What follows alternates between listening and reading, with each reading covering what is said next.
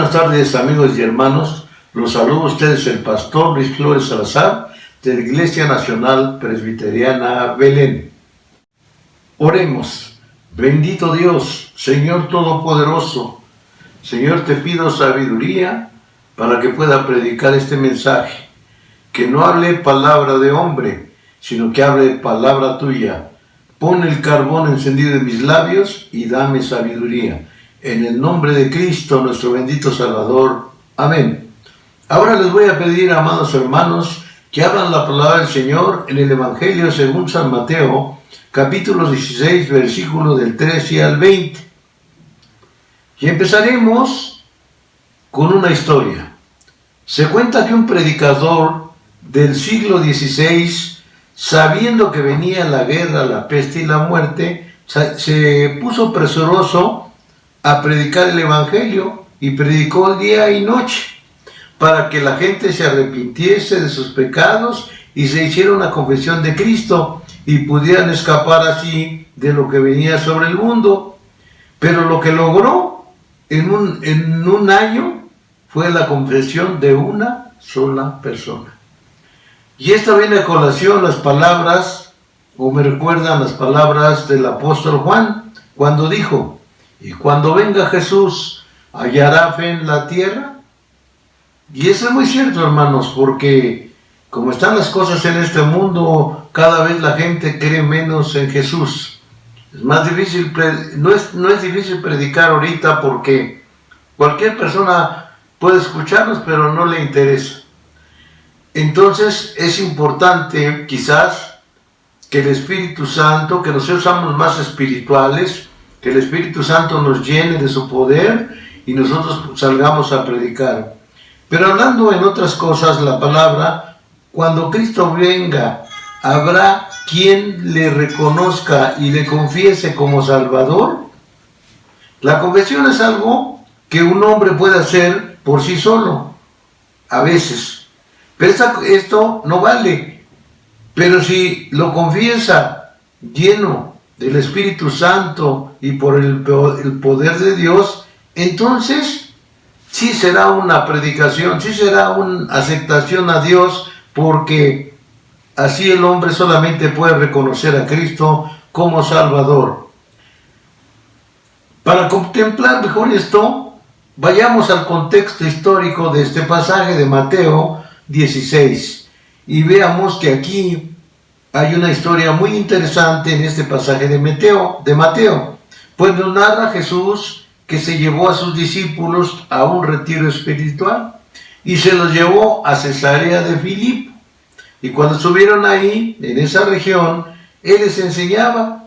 Haciendo historia, podemos pensar que después de pasar 3 años, antes de que Pedro hiciera esta confesión sublime, primero había recibido a Jesús como su Salvador, pero años después llamó al Señor el Hijo de los hombres, y más adelante dijo que era el Hijo de Dios. Y es lo que vamos a analizar en este pasaje para saber la pregunta, para saber este pasaje sobre la deidad de nuestro Señor Jesucristo. Y es una pregunta, son 2 preguntas y una respuesta para saber quién es Jesús. Y yo te pregunto, amado hermano, hermana, ¿tú sabes quién es Jesús? Puedes decirme, sí, Jesús murió en la cruz, pero ¿lo conoces verdaderamente? Vayamos a la primera pregunta que hace Jesús, y que es una pregunta pública que hace Jesús en el versículo 13 y 14 del capítulo 16 de Mateo. Vemos aquí que precisamente Jesús anuncia su muerte. Dice así: desde entonces comenzó Jesús a declarar a sus discípulos que era necesario ir a Jerusalén y padecer mucho de los ancianos y a los principales sacerdotes y los escribas, y ser muerto y resucitar al tercer día. Entonces Pedro, tomándolo aparte, comenzó a reconvertir diciendo: Señor, ten compasión de ti, que en ninguna manera te acontezca. Aquí vemos algo interesante. Vemos la pregunta que le está haciendo o lo que está reconviniendo Pedro al Señor. Pero el Señor pregunta, ¿quién dice que soy yo? La respuesta de los discípulos no fue negativa. Ellos sabían que los demás hombres que habían seguido a Jesús lo comparaban con un hombre de Dios, y que él era Juan el Bautista, Elías o alguno de los profetas. Aún uno de los mismos apóstoles de ellos recordaba también que Jesucristo había sido algo muy especial. Pero los escribas y fariseos lo comparaban con un comilón, con un bebedor de vino. Otros les decían que estaba poseído por un demonio, quizás debido a su fuerte predicación contra el pecado de ellos. El problema de los escribas y fariseos es el problema que tiene toda la humanidad. No quiere reconocer sus pecados, no quiere reconocer lo que ha hecho, mucho menos va a reconocer a Jesús. Y vemos en la historia de cuando los alemanes fueron unos asesinos que combatieron en toda la guerra y hubo muchos muertos y todo, pero cuando prendieron a uno de los principales, llamado Adolfo Eichmann, nunca reconoció en el juicio de Nuremberg que había llevado a la muerte a 6 millones de judíos. Él siempre lo negó y él decía que él solo había obedecido órdenes. Y así es, la gente puede decir cualquier cosa, pero no acepta la verdad bíblica. Y aquí viene la pregunta pública a los discípulos. En el versículo 16 dice así, y les digo, ¿y vosotros quién decís que soy yo? Y los discípulos se quedaron pasmados, callados, no entendiendo lo que realmente quería decir el Señor Jesucristo.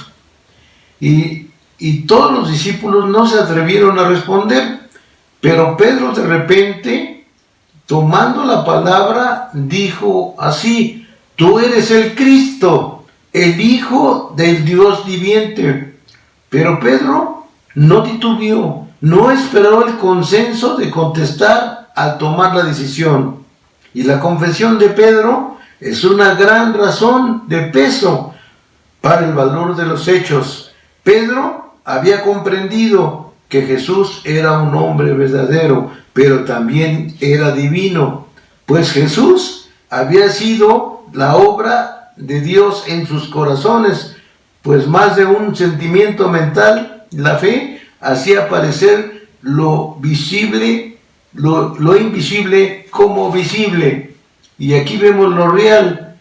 Y vuelve a preguntar, ¿quién dicen que soy yo? Todavía hoy nos enfrentamos a esta pregunta. ¿Quién es Jesús? Yo recuerdo a Tomás, uno de los discípulos. Tomás era un hombre intelectual, era un hombre curioso, quizá religioso, pero no había creído en Jesús durante todo el ministerio. Cristo fue crucificado, murió y resucitó. Y aún así, él no había creído en Jesús. Pero un domingo Jesús llegó y se les apareció a los discípulos. Los discípulos se espantaron y tuvieron gran temor. Pensaban que era un fantasma porque Jesús atravesó las paredes. Pero ¿qué fue lo que pasó? Realmente Jesús había sido transformado. Y esto nos enseña que Jesús estaba glorificado, o que ya había pasado por un momento importante, que venía a estar con sus discípulos, pero ya de una manera muy especial. Y entonces Tomás, que había negado, le dijeron, el Señor vino. Y los discípulos, y él no les creyó a sus compañeros, a los discípulos. Y entonces Tomás dice, si no lo viera con mis propios ojos, no creeré. Si no metiera mis dedos en sus llagas, en su costado, no lo creeré. Al segundo domingo, Tomás llegó y en ese momento ahí estaba Cristo. Y el Señor le dijo, Tomás, ven, aquí estoy yo.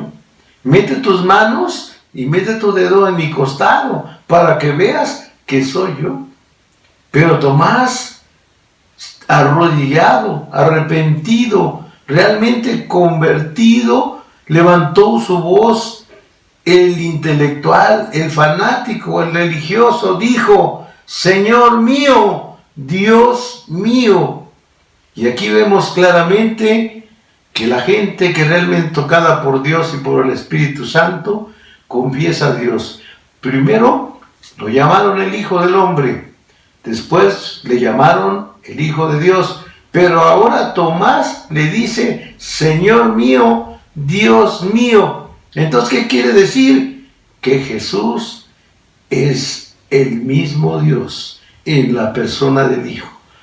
Y lo tercero, la respuesta pública de Jesús. En el versículo 17 al 20 vemos lo que dice.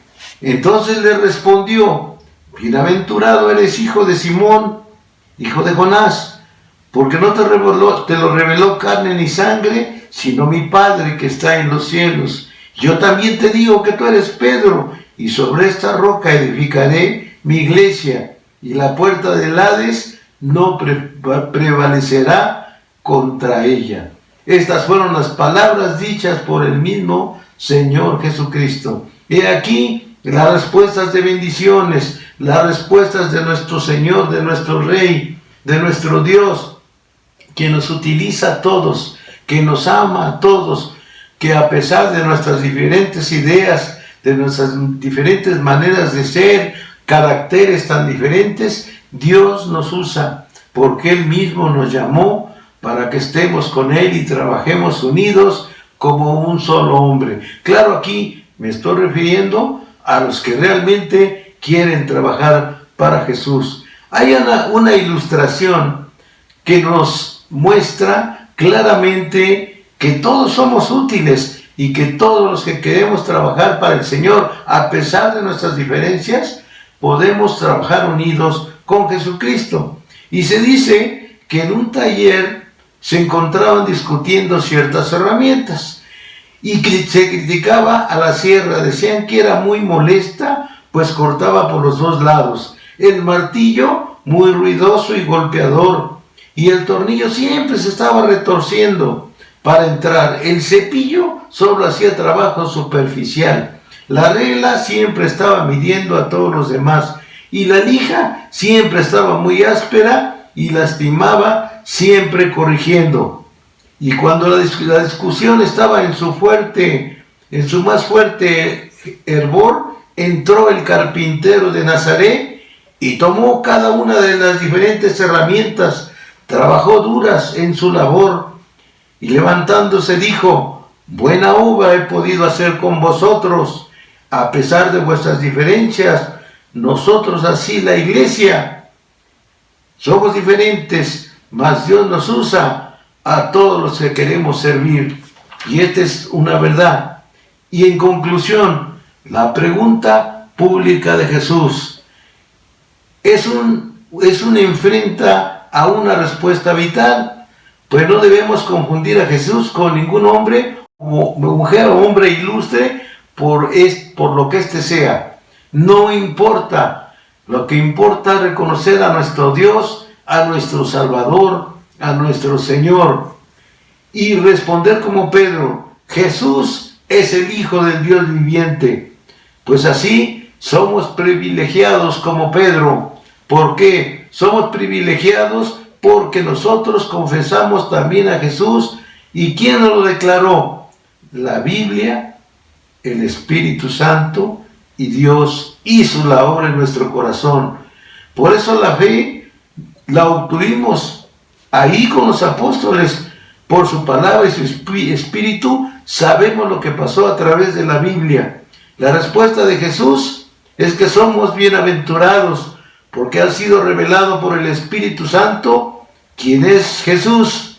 Ahora sabemos que es el Hijo de Dios, que es el verdadero hombre y el verdadero Dios, pero sobre todo es nuestro Salvador.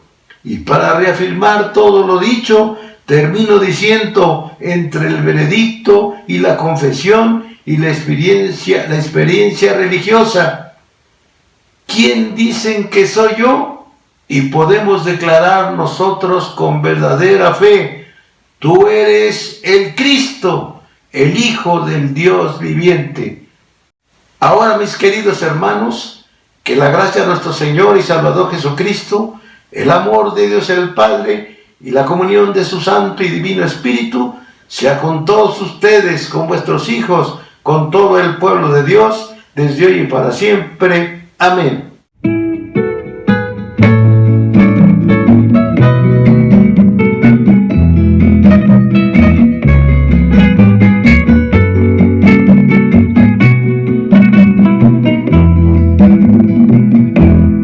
Deja que el Señor te envuelva en su espíritu de amor, satisfaga hoy tu alma y corazón, entrégale lo que hoy te pide y su espíritu vendrá sobre ti y vida nueva te dará. Cristo, oh Cristo, ven y llénanos. Cristo, oh Cristo, llénanos de ti.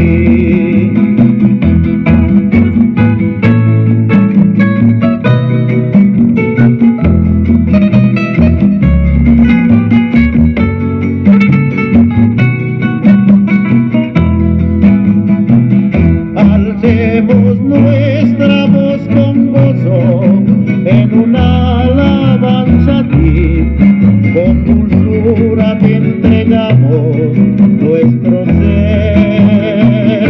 Entrega todas tus tristezas en el nombre de Jesús y abundante vida